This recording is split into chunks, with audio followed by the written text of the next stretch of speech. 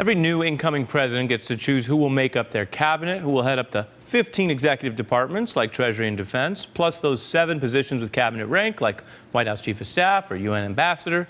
And new presidents, of course, generally fill all those slots. That's the executive branch. The tradition is different when it comes to filling the judicial branch, where the president only fills vacancies that were left over from the previous administration. Through most U.S. history, those vacancies were caused by a pretty usual process: the naming of new people, unexpected deaths, the hearing process. Even when President George W. Bush left office, 54 judicial vacancies were left to his successor, President Obama, to fill. But thanks to Senate Republicans, Trump will enter office with over 100 judicial vacancies to fill. That is double, of course, Bush's amount, plus the biggest vacancy of them all, the Supreme Court seat left by late Justice Antonin Scalia, now one of the longest-running vacancies in American history. And if this were a history lesson, of course, it's not a history of the executive or judicial branch, although it involves them. The president has submitted his nominations for the Supreme Court and other judicial vacancies. What has changed here is obviously the Republican Senate under Mitch McConnell. Mitch McConnell has frozen judicial nominees and famously refused, for the first time in history, to even hold a hearing to consider, or look like the Senate was considering, Barack Obama's nominee for the Supreme Court, Merrick Garland. Now, Republicans are ready to reap the rewards of that unusual, or at least unprecedented, strategy. Depending on how you see it, this was either an unprincipled, unprecedented power grab of the worst kind, or maybe it was just the shrewd politics that has come to define the last few years, a necessary tactical move. Well, in that new interview with his former advisor, David Axelrod, President Obama said that as a matter of politics, McConnell's tactics worked. Mitch McConnell's insight, which I've said just from a pure tactical perspective, was pretty smart and well executed. The degree of discipline that he was able to impose on his caucus was impressive. His insight was that we just have to say no to that. We just have to say no, and that was smart and well executed, as one way to put it. And President Obama might be looking for ways to avoid any notes of sour grapes as he turns over his desk to Donald Trump. But other Democrats and liberals see this obstruction very differently, and they are right now arguing that Republicans should actually be forced to pay a price for it.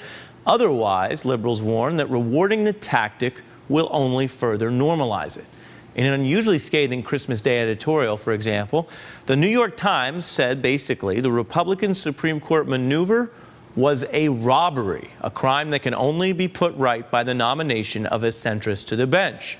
Former Judiciary Chairman Pat Leahy, who's been through his share of fights on this, called the Garland blockade, quote, the most outrageous act of obstruction and irresponsibility he's seen in, count 'em up, 42 years in the Senate.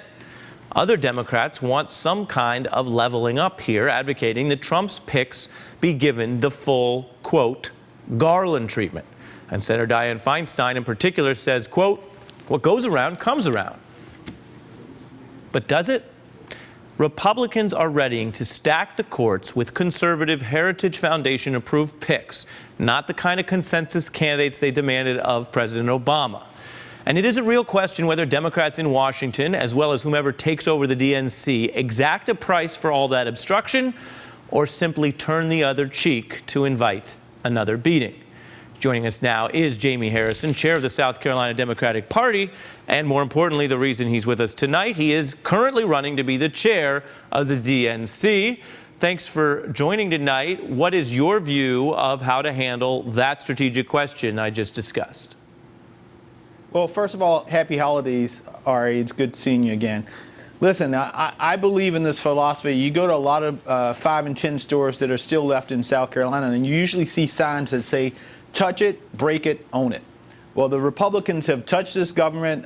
They broke it under President Obama, and now they own it. And now, you know, retribution is at play.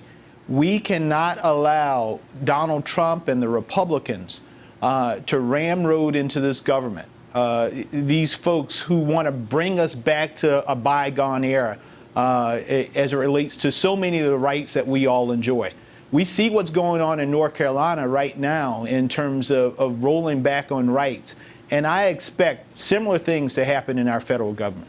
So what should your party do with regard to Trump's Supreme Court nominee? It's time to roll up the sleeves and fight back. There were so many of us that when the Republicans took control in both the House and the Senate, who just begging the Senate Democrats to filibuster. And I'm not just talking about the filibuster where they'll pull a bill from the floor and continue on with legislation. We're talking about bringing out the cots, making sure that people are there late at night, and stopping everything in its tracks. That's what people are looking for right now. We have to remember, there were more than 3 million more people who voted for Hillary Clinton than Donald Trump. And so, in essence, the majority of the American people want what Hillary Clinton was fighting for in terms of policies and rights. Right. You talk about we can't afford. You talk about the 3 million. Ahead, I mean, Ari. that goes to political strategy with folks saying, gosh, Hillary Clinton had the mandate, had the edge, and there was some kind of execution problem in getting some of the people out in the most important states and spending the money in the right way. Take a listen to President Obama on the ground game also in that David Axelrod interview. Part of what we have to do to rebuild is to be there. And that means organizing. That means caring about state parties. It means caring about local races, state boards, or school boards and city councils and state legislative races, and not thinking that somehow just a great set of progressive policies that we present to the New York Times editorial board will win the day. Now, candidly, Jamie, you're not the candidate in the DNC race who is closest to President Obama. Are you running more as the state party or grassroots candidate then? I am. I'm running for a 57, I know we got 50 states, but we got 6 territories and our Democrats abroad. I am running for all of them. Our problem, Ari, was, we sort of got drunk off of the fact that we were able to elect President Obama in 2008 and 2012, and we forgot how we actually were able to do that, how we took back control of Congress in 2006. And that was with Howard Dean's 50-state strategy.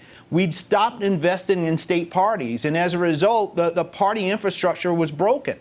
And that's how Republicans now control 33 of 50 governorships. That's why they control 69 of 99 state houses. And we've lost over 1,000 or almost 1,000 Democrats in state legislatures over the past 8 years. We have to go back to that strategy and rebuild state parties. It is essential to our success.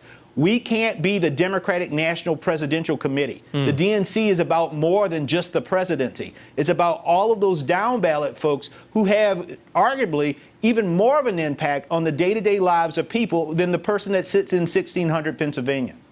Jaime Harrison, chair of the South Carolina Democratic Party, and as we mentioned, a candidate for the DNC leadership post. Appreciate your time tonight. Thank you, Ari. Take care. Great to see you. Happy holidays. Now, still ahead, remembering Carrie Fisher in her own words.